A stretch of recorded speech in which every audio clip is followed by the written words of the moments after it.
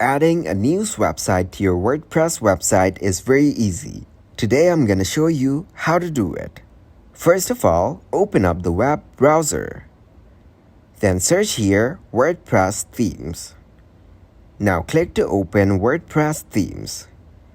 Once you get into its site, click on Pages from the dashboard and choose to add a new page. You can see the different types of pages in here, so click to add a blank page. Then add a page title, or you can also add a paragraph in here and write anything in here. Now click to add an image on the new page. So tap on Upload. Find the image you want to upload, then click to open. Now the image is uploaded on your page. Also, you can add a footer on this page.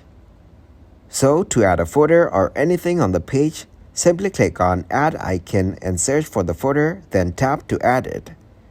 Once you're done, click to view the new page you created.